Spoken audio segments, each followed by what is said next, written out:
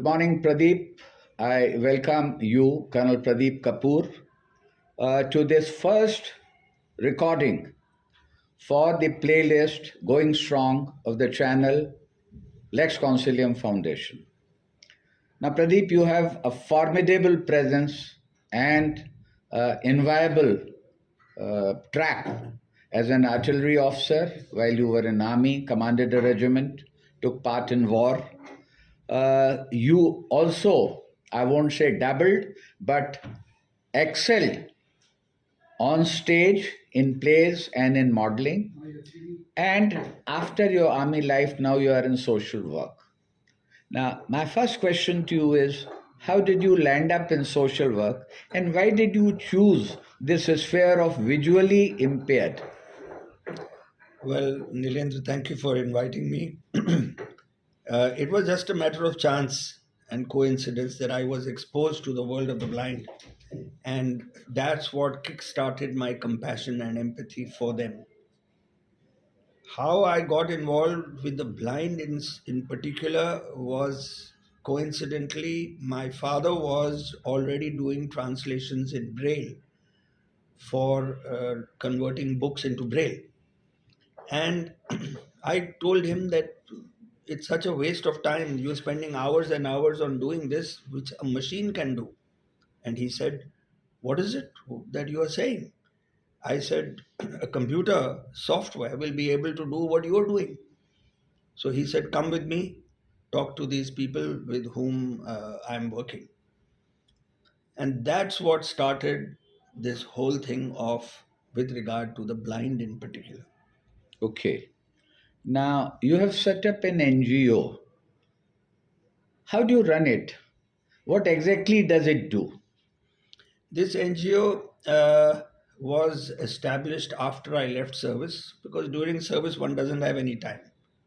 And after leaving service, a few friends got together and we decided that we needed to formalize and organize ourselves structurally as volunteers. We were already working in small ways as volunteers with an NGO for the blind. And then gradually this thought came that we needed to set up this organization which is called Volunteers for the Blind.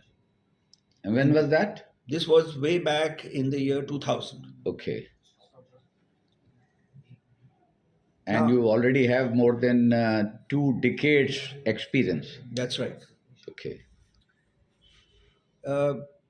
This organization works towards helping all blind people, and gradually it has grown from its original dimensions to many more as the years have passed. What exactly does this NGO do? Well, it's working towards rehabilitation of blind people. Somebody goes blind, how do you look after him? How do you support him? This is what we kind of thing we provide. So it could be someone who has been born blind or someone who's late blind. Either way, we'd be happy to associate and assist. We also help institutions working towards the blind, because if I help the institution, I'm automatically helping so many blind people who are dependent on that institution. Just an idea, what is the total size of the population who fall into this bracket in India? It's approximately 25 million as on today. 25 million. Yes. That's a huge number. Now, are you also helping blind ex-servicemen, Faujis, or you are only helping pure civilians? Well, our objective is to help all blind people in India, and we run this through several projects and programs. One of those programs is to assist blind veterans. But at the very outset, when we started work, we realized that focusing only on blind veterans was not going to help, because the Ministry of Defense was not interested only in blind.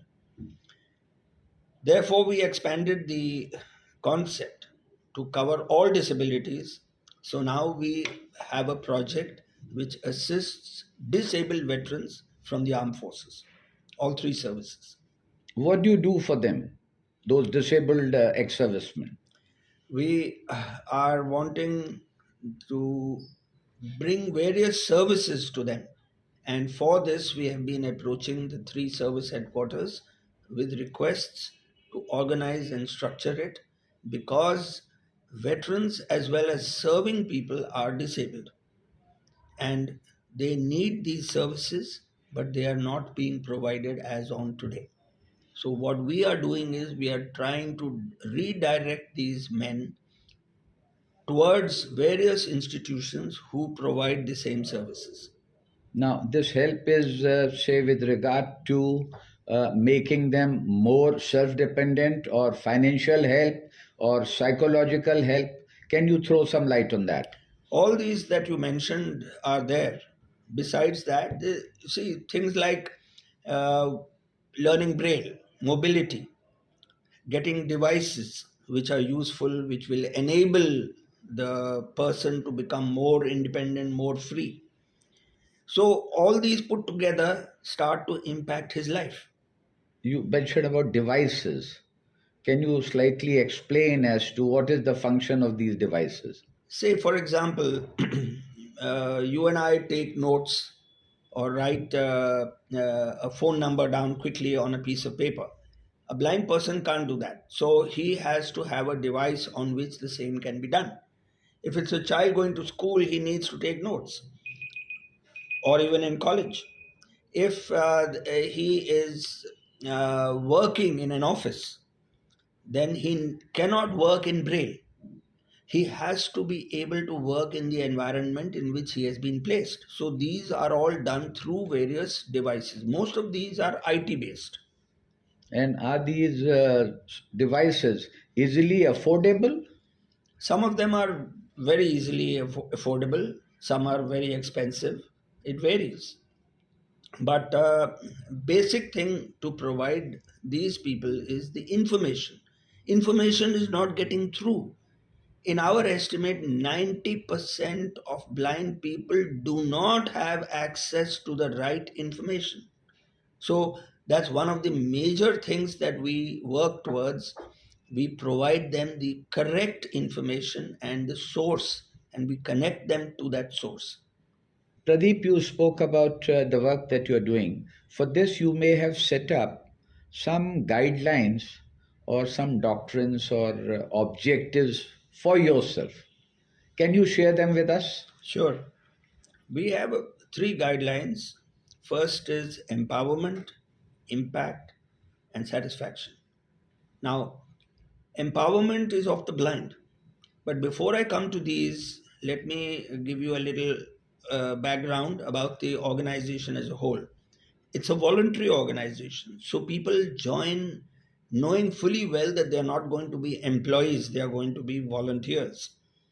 And we structure them in such a way that they are always working in teams.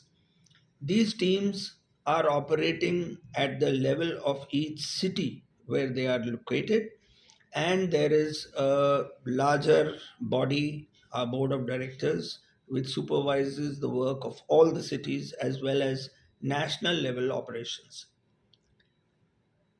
Now, all the work that we do is divided into projects and programs.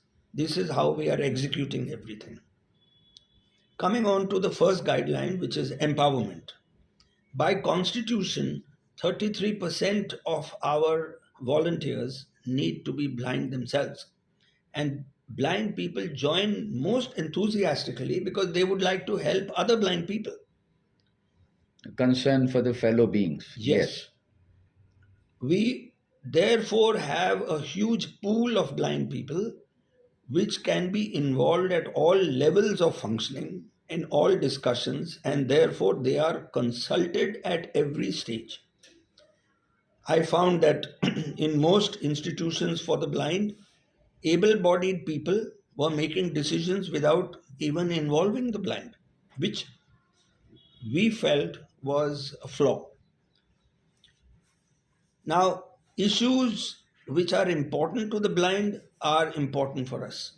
Yes. If employment is important to them, then we are also involved in employment. If getting married is important to them, then so are we interested, and so on. Now, the priorities are being decided by the blind. We give them the right of veto. So, in a discussion, sitting in a room where we are discussing an issue, things are not decided on the basis of majority, but the blind have the stronger say. This is how we give empowerment. We welcome volunteers of all ages, all backgrounds, ignoring any bias towards gender, caste, religion, all this is set aside. We welcome anyone who is interested in work with the blind. Okay. When it comes to assisting, then we provide services not only for the blind and institutions for the blind, but also have services for donors, for corporates, for government, multinationals, whatever. All these are provided with the platform to be able to execute whatever they wish to execute. Okay. How do you sort of determine, assess your own success or achievements? Have you been able to achieve what you wanted to? Yes, the achievements are quantified in two ways. One is feedback. Okay. So we constantly take feedback from blind and from the institutions working for. That makes sense, yes. The second is increase in workload. This shows us that we are on the right lines.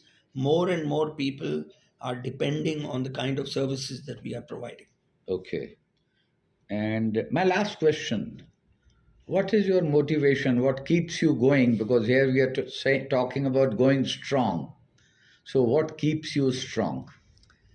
Yes, motivation is an issue. On an organizational level, we don't pay salaries, we have no employees. So, to keep people interested and motivated and incentivized, we have come out with many options which are non financial in nature. But Give some example. Yes. like some people want certificates. Okay. Some people, we want to make sure that a volunteer does not spend out of his pocket, so we give him an honorarium, which is a token sum to offset any personal Yes. expenses which he has incurred. Now, besides this, motivation also is to see the lives being impacted firsthand. When I see how I have influenced in a small way the life of a particular family and impacted and improved that, then it drives my passion, my Yes. empathy, and my sense of purpose. The success itself motivates to go ahead. Just very small, last. Do you get frustrated, disappointed at times? Of course. Okay, but you sort of you have so designed your life, your philosophy and motivation that it brings you back on rail. Thank you very much, Col Pradeep Kapoor. I'm sure that at the age of 74, what you are doing with passion, with the constant zeal, will motivate very many others in the society also to follow